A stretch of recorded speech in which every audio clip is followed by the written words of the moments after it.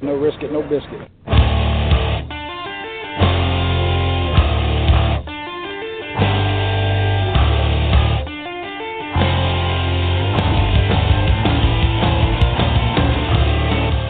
Coming from the Arizona desert, presented by SBNation.com. For Arizona Cardinals fans, by Arizona Cardinals fans, with outsider and insider's perspective, this is Revenge of the Birds.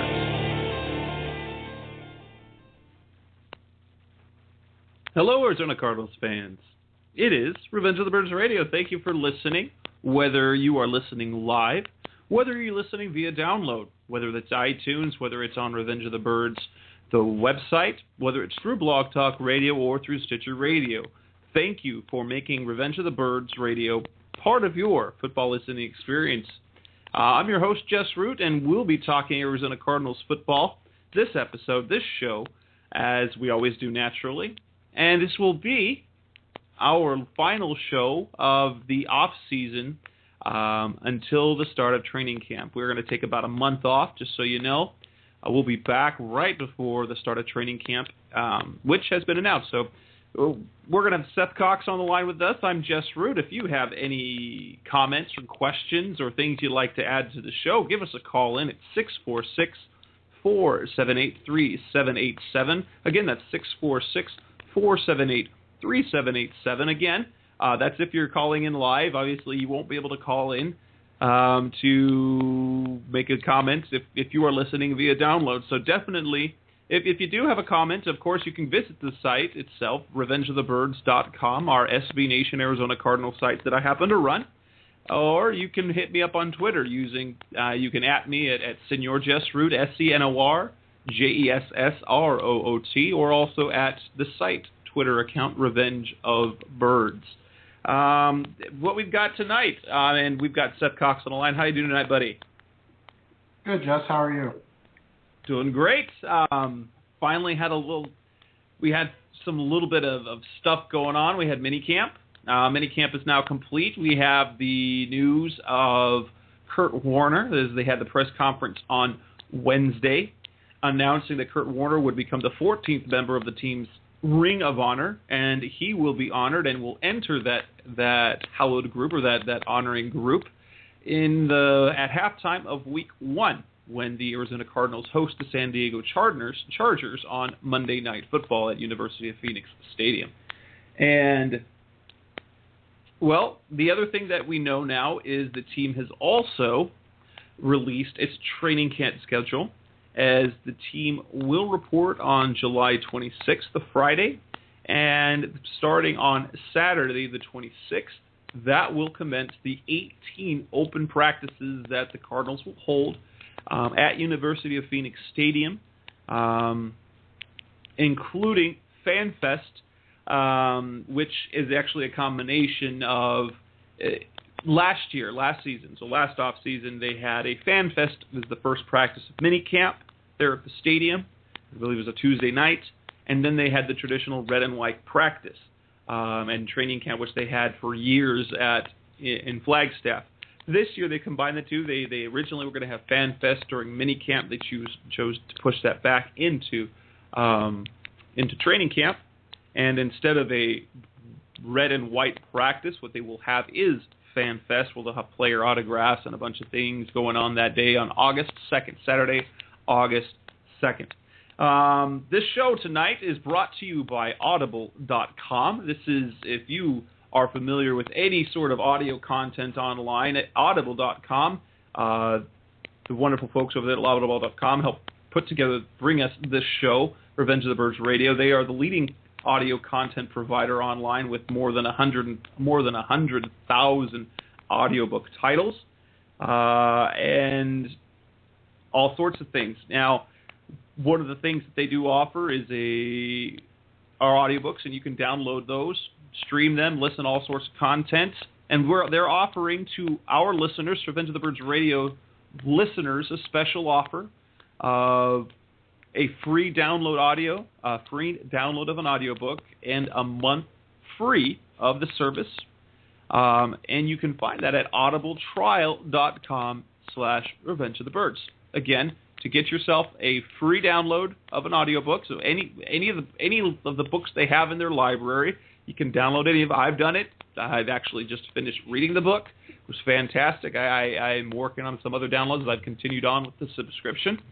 And go ahead and sign up for that. Go on audibletrial.com/Revenge of the Birds. You'll be able to get your free audiobook download, try out the site for a month, and continue on if you'd like with the service, as it is fantastic. They've got great content. And we're going to go right into the show, as we're going to be talking. The main things we're going to be talking about tonight happen to be minicamp, as minicamp concluded last week, and also the most recent news is that of the Ring of Honor, the announcement that Kurt Warner, former Arizona Cardinals quarterback, will be part of that Ring of Honor, the 14th player to be honored and to be added to the stadium, immortalizing him in Cardinals history forever, and be constantly reminded of that. So let's get right into the show tonight, Seth, and tell me your reaction. Were you surprised? Obviously, the announcement came that there was going to be it came on Tuesday afternoon. Tuesday late afternoon, the Arizona Cardinals sent out a media release saying that they were going to be a press conference with team president Michael Bidwill and Kurt Warner. And the speculation was, of course, it's probably going to be the Ring of Honor. There was other possibilities as to, maybe coaching staff, doubt that, maybe broadcast team, maybe front office position. But Ring of Honor made sense. And then Ring of Honor, when is it going to be? Is it going to be Monday Night Football? Is it going to be Sunday Night Football? Is it going to be again when they host the Rams later this year? But tell me, when you first heard, whether it was the initial announcement that speculated was going to be joining the Ring of Honor, and then when you had that confirmed, what was your initial reaction to that, to the news that Kurt Warner was going to be added? Just, it's early. He's still not even eligible yet for the Pro Football Hall of Fame. That will happen later. That will happen later on. It kind of kicks it off the year for that. What did you think of that move, and what was your reaction initially? Oh, I think we just lost him. And we will get back to Seth. I'll tell you instead. I'll tell you except what I said. My reaction was to the... I got to get Seth back up on the line. Forgive me, I'm texting him. Well, my reaction when Kurt Warner, when I knew that it was going to be Kurt Warner, I said, my initial was like, really? That's fast, considering he still isn't technically Hall of Fame eligible. It made sense what he meant to the Cardinals. It made sense because of what he's done with the Cardinals off the field since his retirement, and it makes sense to do it on the national stage. When Monday Night Football came around, I thought that would probably, when they would do it, week one, they'll be the only game on TV. That way they have the national stage to honor. They're one of the best quarterbacks they've ever had. Interestingly enough, some of the comments that Kurt Warner talked about was kind of continuing his story, where the experience that he had joining the Arizona Cardinals. So my reaction was that of, it made sense. I wasn't surprised. I think he deserves to be in the Ring of Honor. I did think, whoa, that's really fast. There had to be a reason for that. And I speculated a few different things. The question that people, it's not really much of a question among Arizona Cardinals fans, is whether or not Warner deserves to be in the Ring of Honor. And it's a fair question. He spent a few years here, but really only 2 years of real impact, 2.5 if you count 2007 when he replaced the injured Matt Leinart. Now we've got Seth back on. Are you back on with me, bud? Yeah, I don't know what happened. I think I switched over from the external mic to my mic, and I think I lost everything. So all right. I'm computer illiterate, so I have no idea what's going on, to be honest with you. All right. So I was mid-question when I lost you. So what was your initial reaction to finding out that Warner was going to be honored in some way, and then when it was the news that he was going to be joining the Ring of Honor in Week 1 of this year? My initial reaction was, if anybody deserves it for 2.5 years of greatness, it's Kurt Warner. And that's kind of where I stand on this. I wrote an article today about it, and some people, I don't think they understood what I was saying in the article, which is fine. I don't really care about that. But my point wasn't that Kurt Warner is undeserving of this honor. It's the fact that he's even eligible, or that it makes so much sense that he's getting in for what he did for 2.5 seasons, that it's kind of depressing on the history of the Cardinals, because it just shows you how poor the history of the Arizona Cardinals truly is. If you take away their championships, pre-NFL and things of that nature, this franchise is really downtrodden, and Kurt Warner in 2.5 seasons made this a place to be. It made it created fans that I'm sure we still have today. It created an excitement in the Valley that we haven't seen since 1993 with the Phoenix Suns. I mean, even the 2001 Diamondbacks did not capture the imagination of the fans quite like the 2008 Arizona Cardinals did.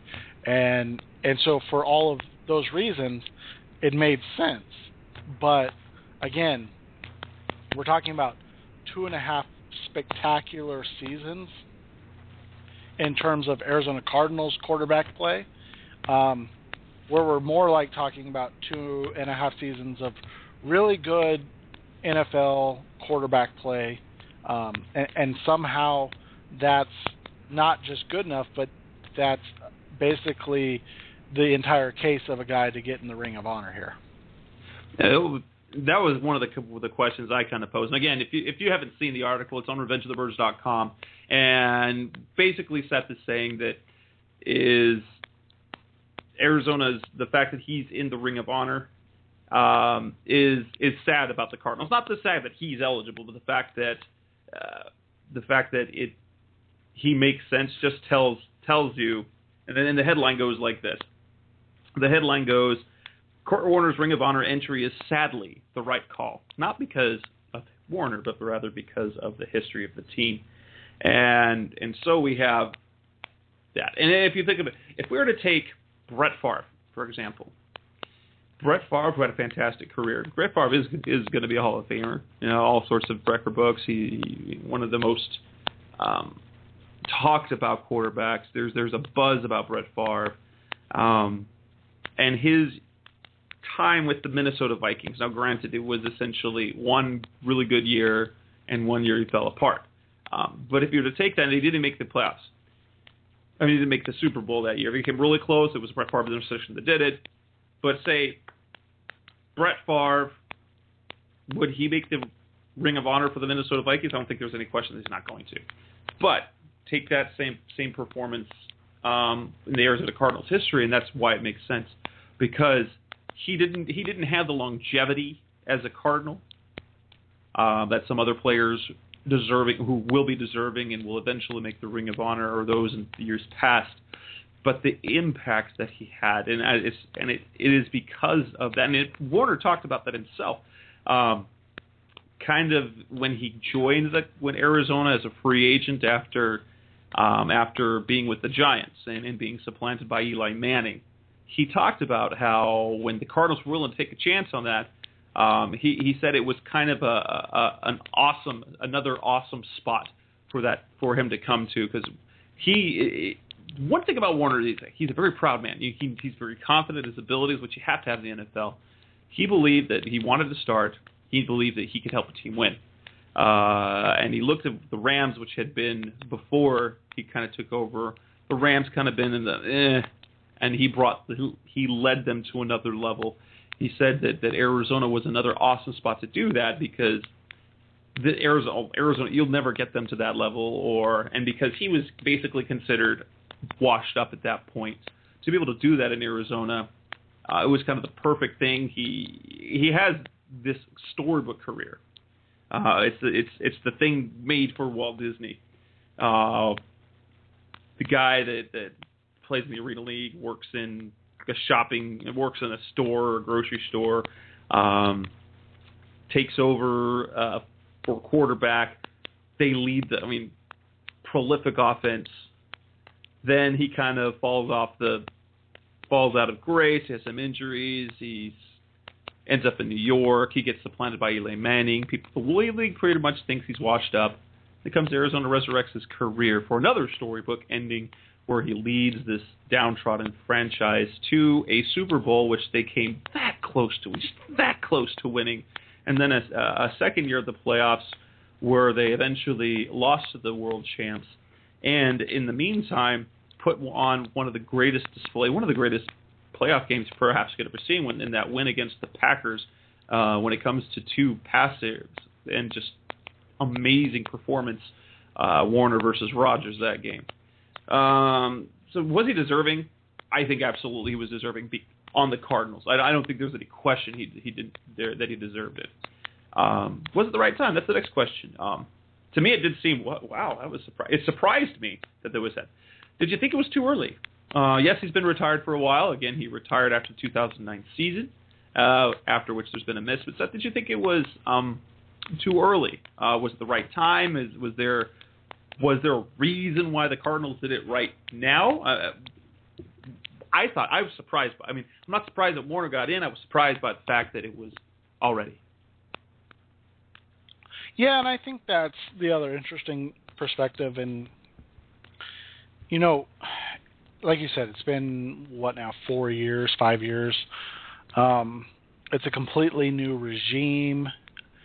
It would almost make more sense, and I don't know how you feel, but it would almost make more sense if he got in, if Wisenhunt and Graves and the likes were still here, as opposed to Arians and Keim. And I know Keim was here during his time and things like that, but it just seems like it's a completely new regime, so we want to kind of bridge the gap between the last two good times, if you will, and bring them together to kind of focus on this year. And what it does is it kind of, and this just might be me, and I'm weird, and I read into things way too much, I admit, but I think it just magnifies the importance of this year to the Arizona Cardinals upper management and saying, okay, we're not only going to restructure Larry Fitzgerald, we're not only going to spend big money on a left tackle, on bringing in defensive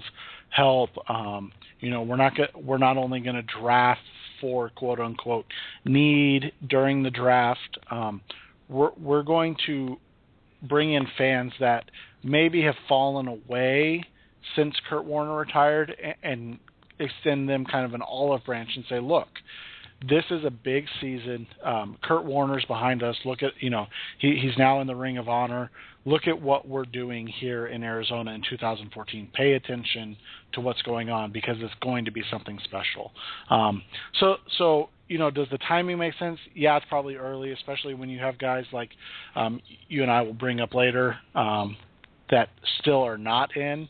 But I think when you kind of take all the peripherals, if you will, and maybe read between the lines, and maybe I'm just reading into things a little weirdly, but I really think this is hey, pay attention to us this season because there's something special coming. I've actually not thought of it that way. That's a very good point about that. They want the Cardinals, which is interesting because this is something that the franchise has never really done. They've never, the right way at least. They've always gone out, the way they've tried to get attention is by grabbing star players late. Probably the last type of signing of that fashion was Edgerrin James. We're like, hey, we got Edgerrin James, this great running back. Before it was Emmitt Smith. They had a habit of bringing in guys that were stars at some point kind of in decline in the twilight of their careers. And that's kind of how they made a buzz. And this is an interesting way because, hey, they had this run of greatness for a bit, and now they're keeping it going. They're trying to keep the attention. Something the Cardinals have not been good at is to keep national attention on them. Now, I wasn't able to attend that press conference. I was torn between the two different jobs I have, whether it was my day job and my Cardinals work, which one I should go to. But there was one question I would have liked to have asked, and it's what was the process to come to this? When did the discussions start? Who started the discussions? Whether it was something that Warner started talking to the team as to when it was going to happen, or whether it was the team thinking, like you said, hey, let's do some buzz, let's get the Cardinals name out there. I happen to think in part it's every bit as much for the Cardinals as it is for Kurt Warner, and because of the charity work and the off the field work that Warner continues to do with the organization, I think it may have been a bit of a favor to do it now, as this will kind of kick off his Hall of Fame eligibility year, and that can be just another feather in his cap for the Hall of Fame voters to consider. They already know the MVPs that he's won, the Super Bowls that he was at, and the Super Bowl he won in St. Louis, then the resurrection of the career in Arizona, where he took a moribund team to the Super Bowl that, in impressive fashion, not only, but the type of team, because they were people thought that they shouldn't have even been in the playoffs, the worst playoff team ever, and they go on a roll. And this is just another feather cap. So he's got the MVPs, he's got the championship, he's got the multiple Super Bowl appearances, the fact that he resurrected the Cardinals, and now he's also recently a Ring of Honor member of this franchise. I kind of wish I would like to know what was the process. When was it something the team decided to do? Was it discussions among them both of when does it happen? And kind of a way for the Cardinals to be connected to Warner still as he enters the Hall of Fame, I believe, which will be an eventuality. I don't know if it'll happen in its first year.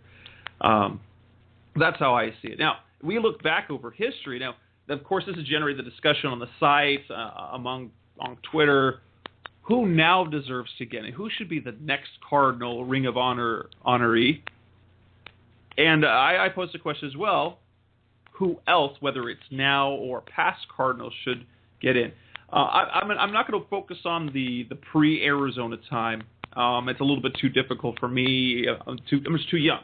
I didn't even know I remember when the Cardinals came to Arizona, but I didn't even pay attention. I paid attention first in 1989 as the first games I listened to on the radio, and really it was 1990 and 1991 when I jumped in. So, with all due respect to the Neil Lomax, Roy Green, everything that happened in St. Louis, and I think in part some of the names that are omitted so far, maybe in part because they don't have the history here in Arizona.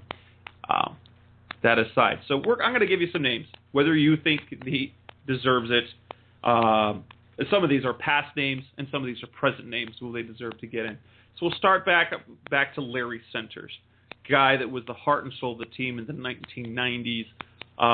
One of those, if you kind of look at, he was kind of those generational Cardinals in the sense that he was drafted by the Cardinals, lived through some really lean times, and then experienced a playoff run in 1998, after which he ended up leaving and going to Washington.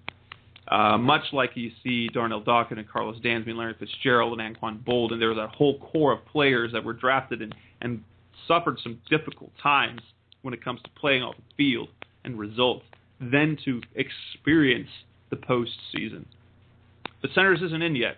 Kind of rewrote the role of the fullback at the time. This dynamic pass catcher, incredibly productive, couple of seasons with over 100 receptions. For a while was the leading receiver all time set the record for non-receivers for receptions. Very productive, was the heart and soul of that team. Still not inducted. Personally, I think he deserves to be. if there's anyone that should, that is especially part of that 1998 team, he needs to be honored. Cardinals fans remember him. He needs to be remembered for the great player that he was at the time. He had Pro Bowls. He had records. So I think he deserves. Do you think, yes or no, Larry Sanders should be in the Ring of Honor? Absolutely. I mean, you look at that, like you said, that 98 team. There's two names that stick out that need to be on, talked about, and I'm sure you'll bring up the second one, but there's two names that stick out that deserve Ring of Honor status, and Sanders is kind of the first one. I would even say undebatable at this point, because during the 90s, what was the reason you watched the Cardinals other than to see if Larry Sanders was going to do something special like he did on Monday night against the Cowboys, with the leap over the defensive player for that, on that catch. I had season tickets. I was 12 or 13 for the 3 seasons. I had season tickets, and we were lucky enough to have season tickets in their playoff year, the first year they made the playoffs in Arizona, and you went Sundays to watch Larry Sanders play. You liked Jameer Miller. Simeon Rice was a great player to watch. You were hopeful for Andre Wadsworth. Obviously, Aeneas Williams is a Hall of Famer, but you went to watch Larry Sanders on offense because that was all they had. And it's not just in the fact of, he was a great Cardinal, so let's put him in. He was a great NFL player, so I don't understand personally why he's not in yet. When we look at this next name, Jake Plummer from the same era. Jake Plummer, former Arizona State guy, came in, played 6 seasons in Arizona, drafted by Arizona. He was a fun player. Oh, goodness. He was a fun player to watch. Energized, fan favorites. Didn't become the franchise guy the team wanted, but he without the fantastic numbers, he was one of the reasons why the Cardinals made the playoffs that year. And a very important player in team history at the same time. Would you say Jake Plummer deserves the Ring of Honor? Here's my one type of problem, I guess, if you will, with Warner getting in, is we talked a lot about Warner changing the franchise, changing the direction of the franchise, and that is why he's in. I think that's been brought up in the article I wrote. I've seen it on Facebook. I've seen it, thrown out there in other articles. He changed the landscape of the organization. But was there a player more that changed the landscape of the Arizona Cardinals' future than Jake Plummer? I still remember the story Dave McGinnis tells, and this was back when Bickley and MJ were on the air together, and he talked about how himself and Jake Plummer and a couple other guys, I think Larry Sanders was in that group as well, even though he was retired at the time, were going door to door talking to people saying vote yes on whatever the proposition was to get the Cardinal Stadium in Glendale. Vote yes, please. Vote yes. And that just resonates to me about the importance of what he did in Arizona. Not only did he take him to their first playoff and win a game, while they were in Arizona, but he is probably one of the biggest reasons that the stadium bill passed, because at the time he still had that goodwill from his time at ASU and the Rose Bowl, and he was a top. I mean, he was probably in the same echelon of quarterbacks as a guy like Carson Palmer is now, where you have, he's a top 15 type of quarterback in the NFL. You can win with him if you surround him with the right cast, but the Cardinals fan base embraced him and loved him to the point that they were willing to vote yes for this stadium the stadium build. So long-winded. Yeah, I think he deserves to be in. And I'm gonna turn the table a little bit. I think as much as I'll tell you, Jake Plummer, one of my favorite players of all time. That I was at ASU when he was at ASU. He was a Cardinal when I was following the Card. He as a player is one of my favorite athletes of all time. Love him. I don't think he deserves, because while you note that he did have the playoff run, as a quarterback, he wasn't. If you look at he just wasn't. I mean, there's a reason they didn't have the talent. But if you think about great Cardinals players, he's an impactful Cardinals player. He's a memorable Cardinals player. He happens to have a place in history because of the playoff run, but his numbers just weren't that good. I mean, in his 6 seasons in Arizona, he had one season of having more touchdowns than interceptions. One season, and the season after, granted, 1999 was a tire fire after the '98 run. He was terrible. 9 touchdowns, 24 picks, led the league. He was really subpar numbers-wise. A career passer rating of 74, of 69 with the Cardinals.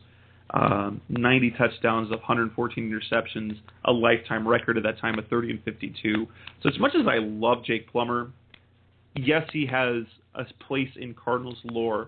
I don't think he should be immortalized in that fashion. Let's move a little bit up to the current generations of Cardinals. I don't know if there's any question about this. Adrian Wilson, yay or nay to the Ring of Honor? I think yeah. I don't really see any reason not. I mean, you look at the numbers of what he put up in just the NFL history books. When I try to look at, Ring of Honor guys, and maybe this is why I'm not good at this, but when I try to look at Ring of Honor guys, I try to look at the landscape of how they impacted the team, the Cardinals, but also their place in the NFL at the time. And there probably wasn't 5 to 7 better strong safeties during Adrian Wilson's prime. And I think that's what kind of makes him, a Ring of Honor recipient, is that he was the leader of a really solid defensive unit. He made the Pro Bowls.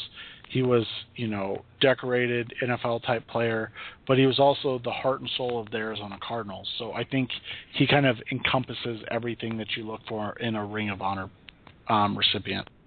Yeah, Adrian Wilson given. I think he's the next honoree. I don't know why Larry Sanders isn't there already. But I think Adrian Wilson, the moment he retires, in fact, I think this is going to happen when it gets to the point where he wants to, when he's ready to retire. He will sign one of those symbolic one-day contracts with the Cardinals and announce his retirement as a Cardinal. I can almost guarantee that will happen. I can guarantee, as much as, as a talking head like myself, can guarantee that he will be in the Ring of Honor. I wonder how long it will be, whether it will be immediately upon retirement, whether they'll wait 4 years. I think he has, as what he meant to the franchise, being an original Cardinal, being drafted, the longevity, the dynamic play on the field, because he was a dynamic player on the field. The Pro Bowls, what he meant, where he stood in the league, and his leadership. I think it would almost warrant an immediate entry into the Ring of Honor to me, but I don't know how the team would look at that. Larry Fitzgerald, I think, obviously, it is the next name we'll look at. Guaranteed lock for the Ring of Honor. What do you say? Right, and just real quick on Adrian, the thing is, and I've wondered similarly how long they would wait. I think he's one of those people that if he retires finally, and no offense to Adrian, but retire, you bring him back on a one-day contract, you retire him as a Cardinal, and then you say, hey, this game, this season, in 2014, we're going to put you in the Ring of Honor. They might want to hold off till 2015 since they're putting in Kurt this year, but that's just my opinion on him. For Larry, again, he's kind of follows the Adrian route. Best player at his position for a number of years. So NFL-wise, you're talking about a dominant, professional, but then you're talking about maybe the best player the Cardinals have ever had. I mean, you can really debate that, but just from a pure impact football standpoint, wide receivers can't have the biggest impact on the field, but from what he did, you can especially in that postseason. Yeah, that postseason was amazing. Yeah, you can certainly debate his impact on this team as being the best player they ever had for those 3 years. So, I think that's without question, because to me the reason Larry is great and the reason he might be the best ever is that season after Kurt in 2010, where he still put up those ungodly numbers, catching footballs from Derek Anderson and Max Hall and the like. And then John Skelton, late in the game. Yeah, exactly. And he still put up, I think, 1,200 yards or something like that. That's what Larry was in his heyday. It's sad that, it's unfortunate. I shouldn't say sad, but it's unfortunate that his prime was cut short because of poor quarterback play. But you hope, and not to get into this season, but you hope he can kind of give you shots of that this year. So, and you can see, I mean, if there's no better way to gauge what he means in the league is after not only one but two seasons where he really didn't put up. I mean, his production was not great. I mean, when it comes to impact, I can if I look back, aside from being a great red zone target in 2013, I would say the final game of the year against San Francisco would happen to be the only game he was really impactful. Yes, he had a couple of good games numbers-wise. Against St. Louis, he had really good numbers, but it wasn't an impactful numbers. Over the last two seasons, subpar production on the field. Yet, as was just released, his peers still view him as one of the top 40 players in the game. He has respect across the board, and that shows you how great a player he is. Go to another name. Now, these are going to be much more debatable. This is where you're going to get a little more of a debate among Cardinals fans, whether they deserve to get in the Ring of Honor. The next player is Darnell Dockett, another type of generational Cardinal, been with the team forever. Now, he has not had the dynamic production of the past three seasons, but if you go back to his prime, he was perhaps the most feared defensive tackle in the game. He has Pro Bowls. He had the impactful performance, three sacks in the Super Bowl. He's had some big plays. He's a leader. Now, he's had his share of questionable antics. Nothing that would cause trouble. Nothing in real trouble. I say Darnell Dockett is another one of those players because of the era because of his, and perhaps we'll talk about this in a couple of minutes. I tend to think that you're going to be, with the 2008 and 2009 teams, especially for the lifer Cardinals, to say you've got the Wilson and you've got the Fitz and you've got the Dockett. Those players need to be in the Ring of Honor, and I don't want it to cheapen the Ring of Honor by letting all those players in. But because of the fact you've had such a terrible history just such a sad NFL experience to have that rise suddenly to this greatness. You have to honor that group of players. I believe that whole core of players deserves to be in the Ring of Honor because they are essential, very important Cardinals in history. Now, let's say Bruce Arians and Steve Keim and over the years now become a competitive team, not always a playoff team every single year. But what happens is once you've raised that bar and you become a fringe playoff team to playoff contender, but you really don't have those, you're just not a terrible franchise, then you're going to be much more you're going to become much pickier about your Ring of Honor candidates. And this doesn't cheapen it at all, but I think Darnell Dockett falls in that category because of the era, because of the history of the Cardinals right now.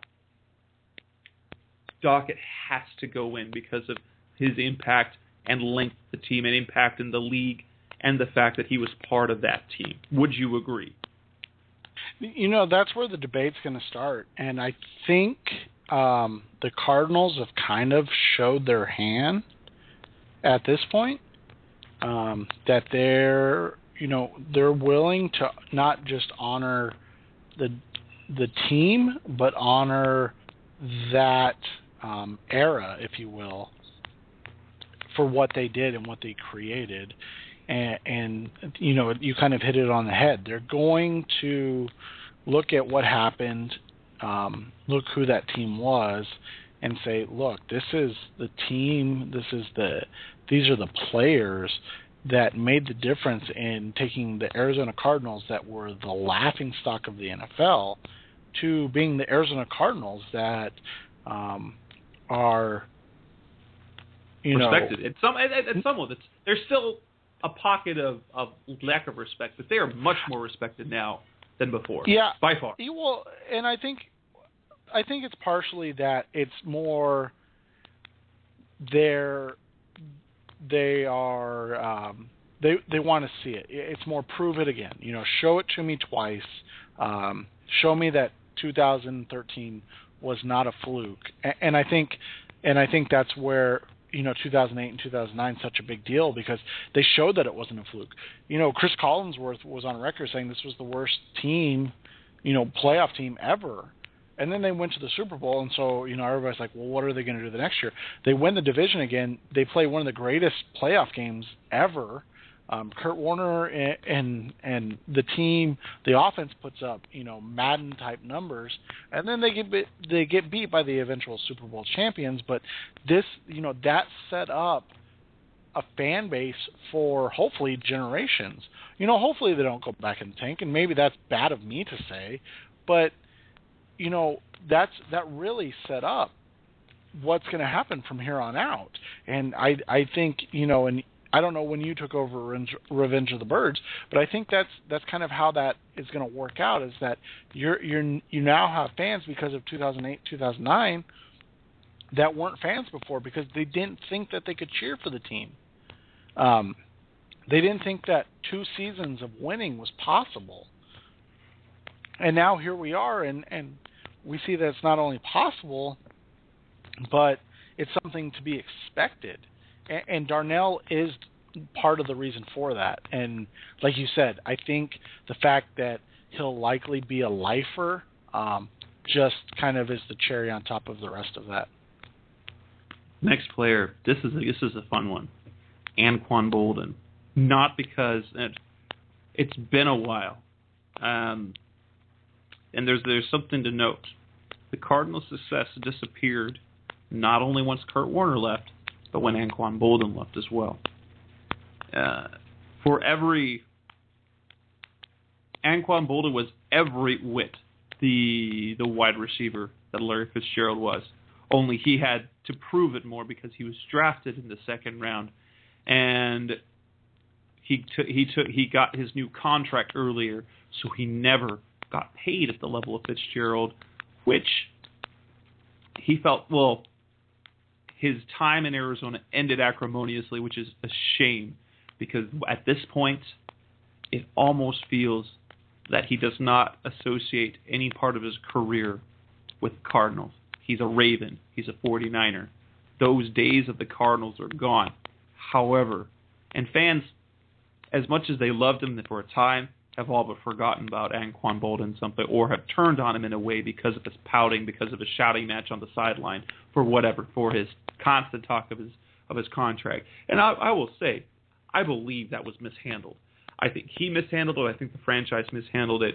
And I think that this is a discussion for another day is what could have happened or what would have happened with the franchise had they had decided to pay Anquan Boldin, had they gone to pay Anquan Boldin instead of Larry Fitzgerald.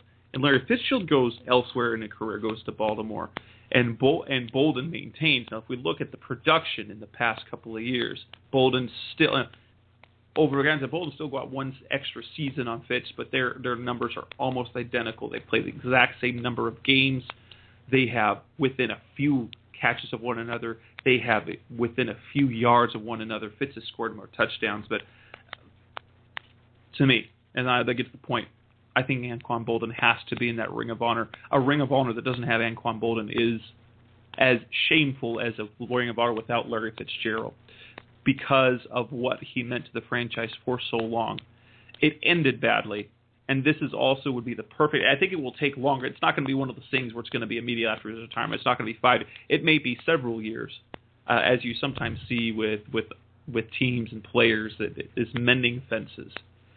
But Anquan Boldin was a dynamic, one of the best receivers in the league. He was equal to Larry Fitzgerald during that time in the early 2000s, and was every bit the player in 2008 and 2009. And the end of his time in Arizona should not, as we look at it historically, we need to forget about that. And to forget about that, if we hang on to that and to keep him out of the Ring of Honor, it's a shame.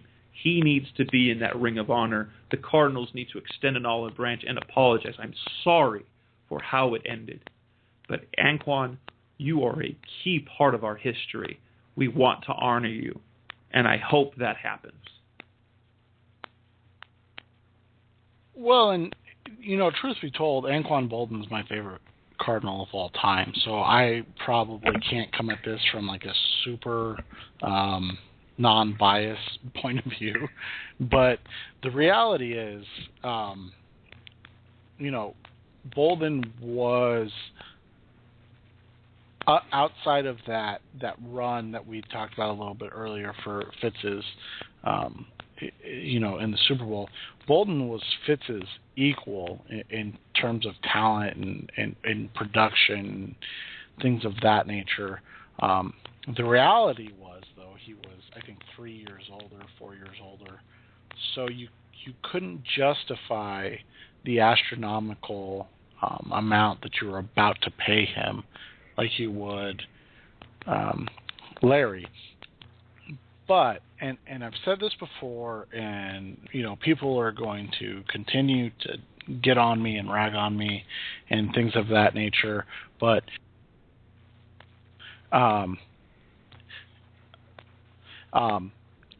what's the difference in paying Anquan, and I don't remember what his numbers were, but I think it was $7.5 or $8 million a year, versus spending another first-round pick on a wide receiver, and then likely re-signing him and paying him again in 2016 instead of just paying Anquan. And so that's been my question for the last 4 or 5 years, however long it's been since he's departed. All that being said, I think it's on the Cardinals to make it right. But like you said, he does not identify with himself as a Cardinal. He identifies himself as a Raven and now 49er. Arizona was just his jump-off point to his career and to the career success that he's had. And, like you said, that's really sad. Carlos Dansby. If we're going with the theme of honoring those players during that era, Dansby is the most questionable for me. He has the production. He has the importance. The one thing he didn't have that he still doesn't have is league accolades. So he still hasn't been to a Pro Bowl. He had the really great season last season. And I'm going to ignore the fact that he left in free agency twice. That doesn't bother me a bit. He got paid his money, which he has every right to earn. But what he meant to the franchise, he meant a lot. He was very important to those defenses. But I think the one thing lacking with Dansby is the fact he doesn't have the league honors during that time. Production-wise, if you stack up his numbers against any other linebacker at the time, he's one of the best of his generation. But that tells you something. There's something interesting is the fact that he does not get honored by his peers, by coaches, by fans. When you look at Pro Bowls and All-Pro type things, he doesn't get recognized, which says something about where he stands in the league for whatever reason. And it's for that reason because of the lack of league accolades, I would keep him out of the Ring of Honor. Although, if we go with the theme of what those core players, and even though he had the couple years in there with Miami and now however long in Cleveland, he's still basically a Cardinals lifer. But he just had that more of that mercenary feel, which is fair.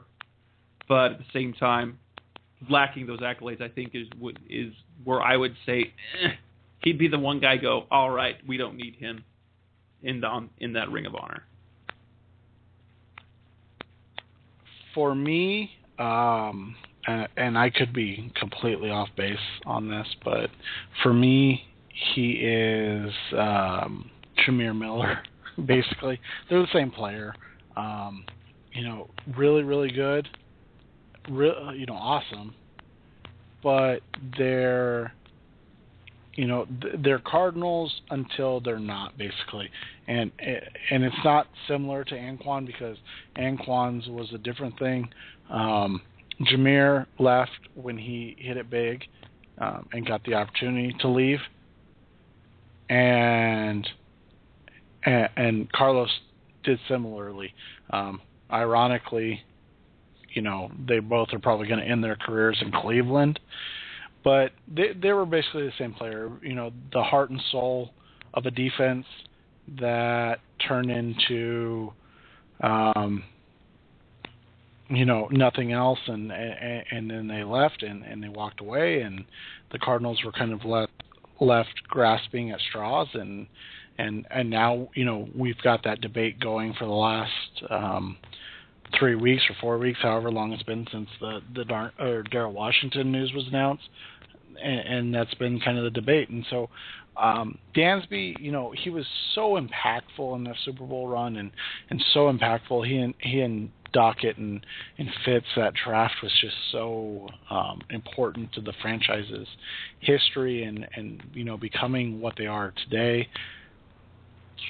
But if you don't stick it out, to me, you have to have done something special. You have to have been one of the top players at your position at the time. And I don't know if I can say that about Carlos. While he was super impactful, I don't know if he was one of the best inside linebackers in the NFL when he walked away from Arizona. Where I can, and again, this is probably my bias for Anquan, I can say without a doubt that Anquan was one of the best wide receivers in the NFL. So, and he was. The last name, this one, I know got some question when I posed the question on Revenge of the Birds on the article of who should go in next and who deserves. I threw Ken Wisenhunt in there. Ken Wisenhunt is not viewed positively, really, by at least like our Cardinals community on Revenge of the Birds, because of the way things ended. But if you look at the totality of his work, he is the Cardinals' winningest coach, and he took them to a Super Bowl, and he turned things around. Yes, that coincided with Kurt Warner, but he was also instrumental in the resurrection of Kurt Warner's career because of the fact that he made him compete. He made Warner be better than he was. Those of you who remember Kurt Warner, in 2006, the fumbles. Oh my goodness, there was a reason why Matt Leinart started. Warner wasn't very good. He turned the ball over a lot.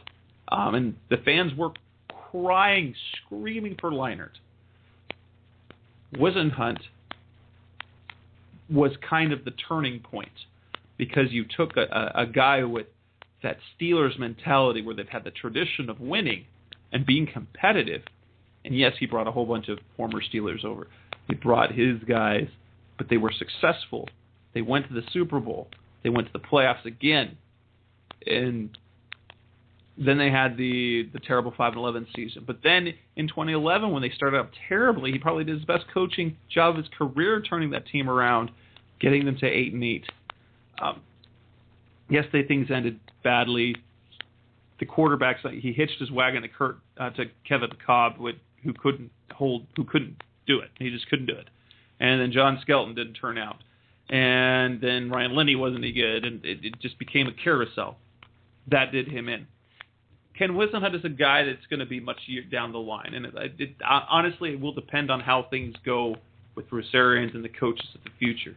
Because I don't think he would be entered in the Ring of Honor while he is still coaching in the NFL. However, assuming things are the same, unless the Cardinals become a perennially contending team and where Bruce Arians or whatever coach continues to be there for a while, he is still the hallmark coach.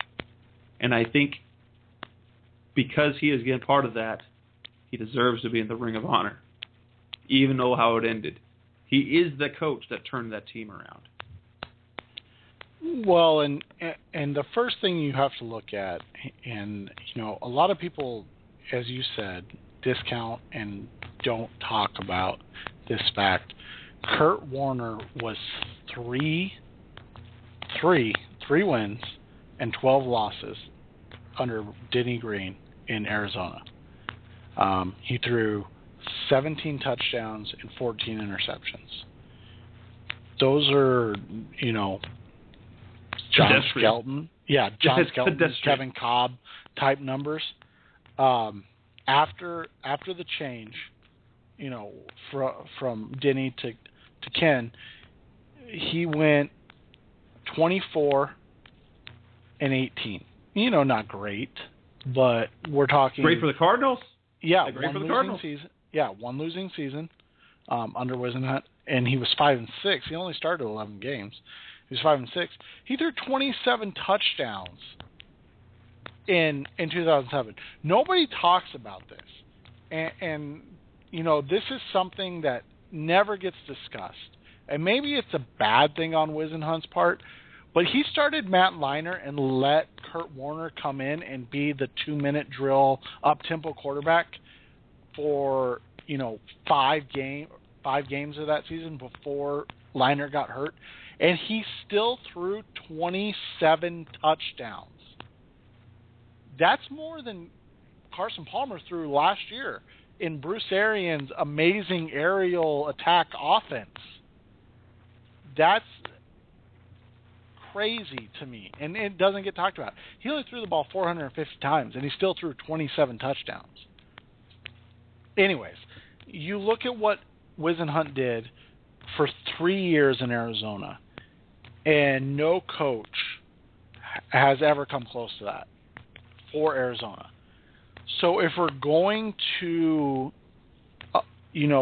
praise Kurt for the same time frame, why are we not going to praise the coach that he admitted helped him get his career back on track and allowed him to have that second rally in his career to be great again? That's just my argument for that. All right. Well, I'd like to get close to closing. We're not, but let's get a little bit of minicamp talk in. Again, this is Revenge of the Birds Radio. If you're still listening live, you can call in 646-478-3787. Give us your thoughts on the Ring of Honor, or let's talk a little bit of minicamp as we come to a close to the off season, and on July 25th, we'll then begin the preseason. As I see it, training camp isn't so much off season as preseason, but the off season is now over. Players get to take some time off. They're going to train. Coaches get time off. Reporters get time off. I don't get time off, though. the blog continues on. But minicamp, kind of the things that came out of there. Bruce Arians, one of the themes that talked about a lot was talk of the tight end room. How much John Carlson has improved that group. Now, we looked at John Carlson when he was signed as kind of an interesting pickup because between he and Rob Hausler and Jacob Ballard, and now you got Troy Nicholas, but he was at that point. So you had 3 tight ends who have had a history of either disappointment or injuries or a mix of the two, and you might have gotten a season. You might get one good tight end production out of those 3. However, Arians has been nothing but he's praised and praised and praised, and Warner as well. Carson Palmer has praised and praised what that room looks like right now, and specifically what John Carlson has meant to that tight end room in the way of competition. Rob Hausler is a better player because of it, at least in the offseason.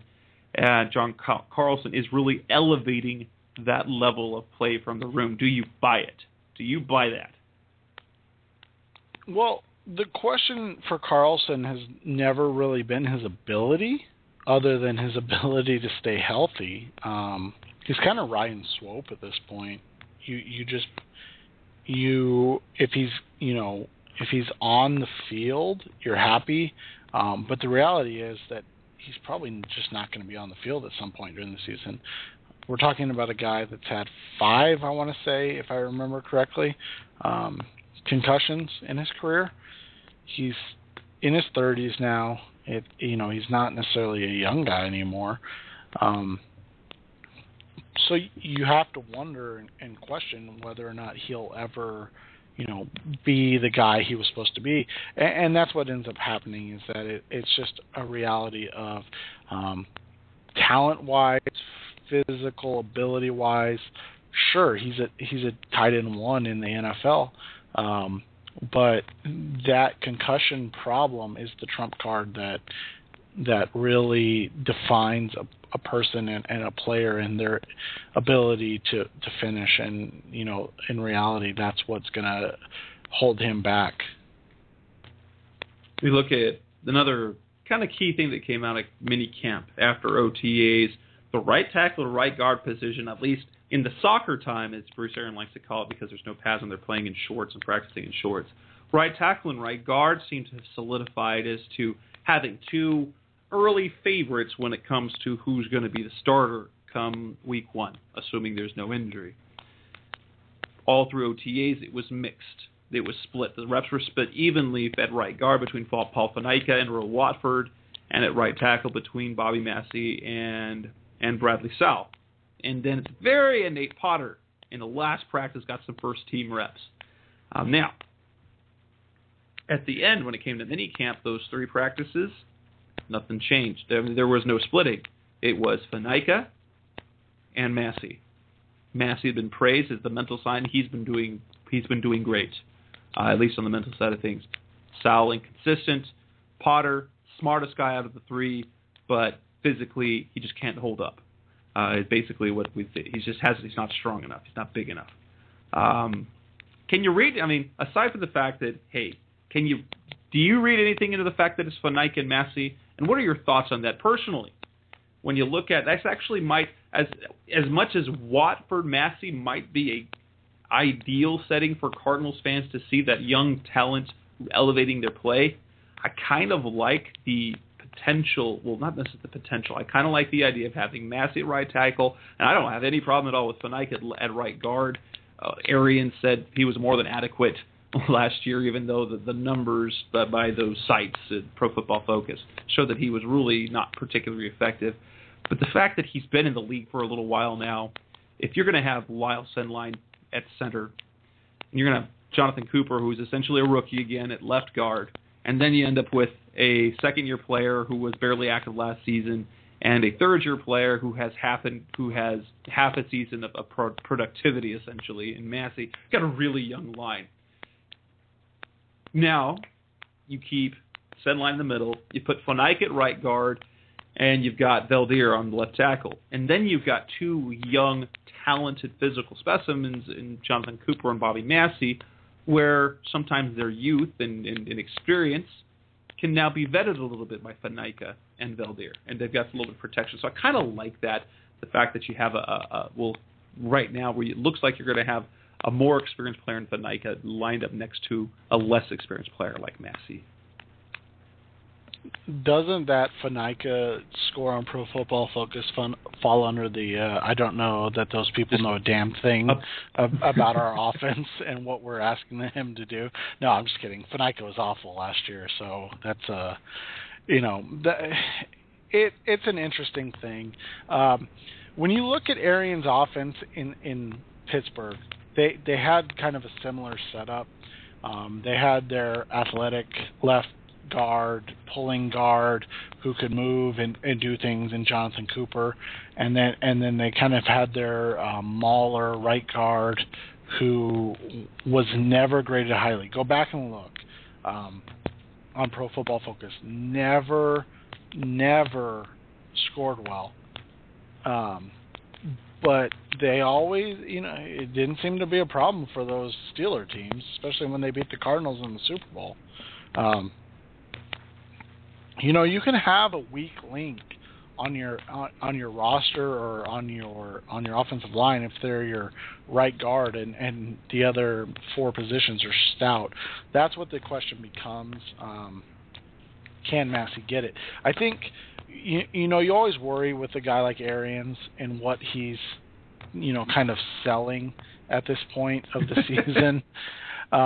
Says whatever the heck he wants. Yeah, exactly. And you like him, and I like him, and he seems like a pretty fun guy to be around and talk to. But the guy, like you said, he says what he feels like needs to be said at the time. In one sentence he's praising Bobby Massey, and the next sentence he's condemning, and not so much condemning, but worrying about Jonathan Cooper, who was supposed to come back in Week 12 last year, I'm pretty sure. That's what people said. Yeah, so it's Bruce, it's Coach Arians. That's what he does. Until they get onto the field and really tighten up and do things, you can't take anything he says too much to heart. But in reality, you'd really like to see a guy like, I'm trying to remember how they have it set up, but you'd like to see a guy like Watford win that position because it gives you more flexibility, so to speak, on the offensive line. You'd like a guy like,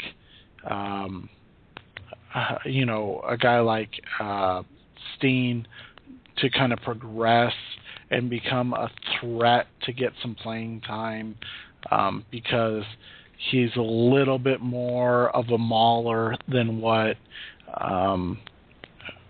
Faneca is. But in reality, if Faneca is your guy, that's not necessarily the worst thing in the world. And I think you can win a lot of games if Faneca is your right guard, and Massey's a successful right tackle.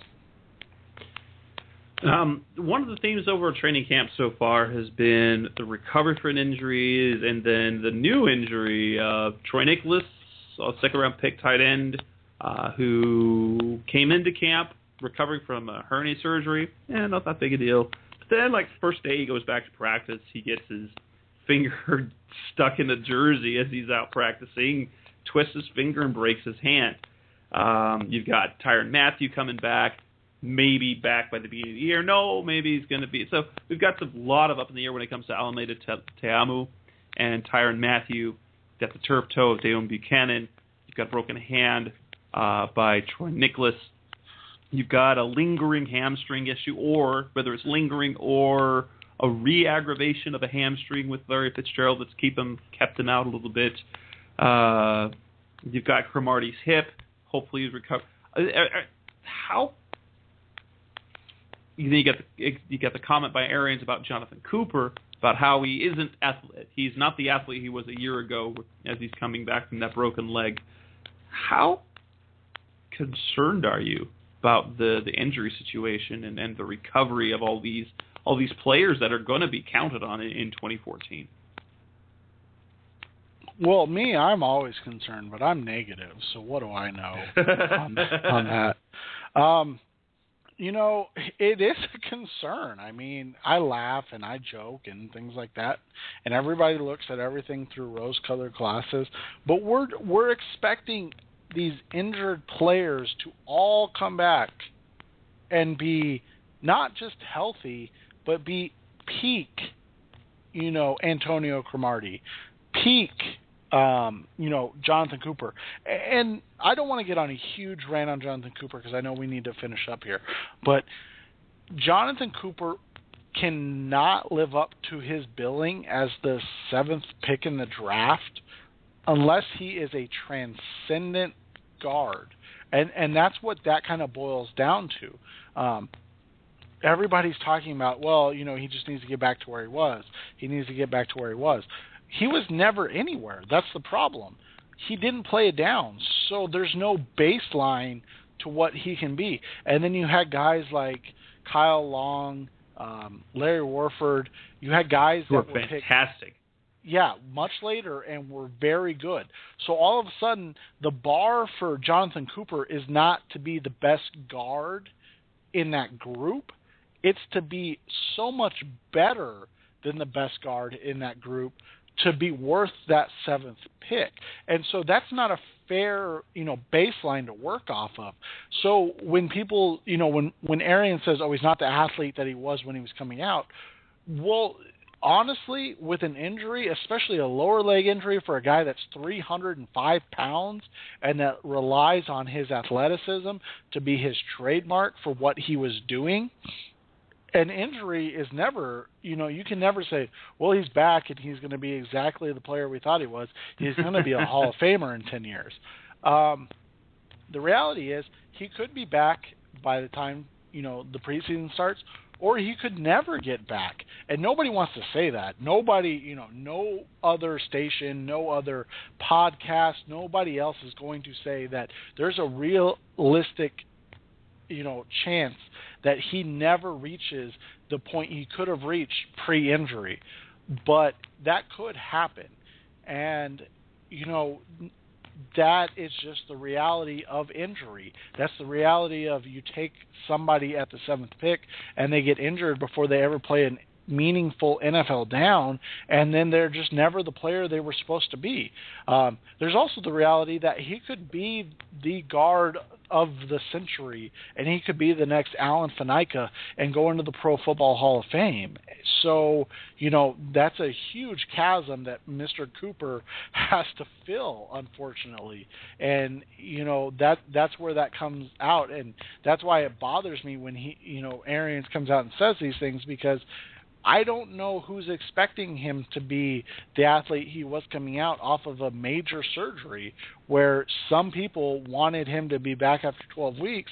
But, I work at a hospital, and when I talk to the orthopedic surgeons in my department, and they tell me, I wouldn't let him back on the field in 12 weeks. That's asinine. Well, that makes sense to me. So that's just, that's the reality of the situation. Will he become the dominant all-pro that we drafted him to be and all of fans hope he can be? There's absolutely a chance. But there's just the same chance that he never reaches that because he got injured and he just can't be the athlete he was hoping to be. Well, that closes our show for tonight. We are going to go, as I mentioned at the top of the show, we are going on about a month hiatus unless something breaks over the next 4 weeks. Training camp will start on July 25th, and we will have a show probably that week to preview training camp, positional battles that will be key, players to watch, all that sort of good stuff. But we will now come to a close of the show tonight. That's Seth Cox. I'm Jess Root. Thank you for listening. Hit RevengeOfTheBirds.com. Join us in the conversation. Hit up iTunes, subscribe there, or on Stitcher Radio. You can find us there. As always, Cardinals fans, thank you for listening. We're signing out until training camp. Have a good one, Jess. You've been listening to Revenge of the Birds. Keep the conversation going by visiting revengeofthebirds.com. Follow us on Twitter at Revenge of Birds. You can also find us on iTunes at facebook.com/Revenge of the Birds.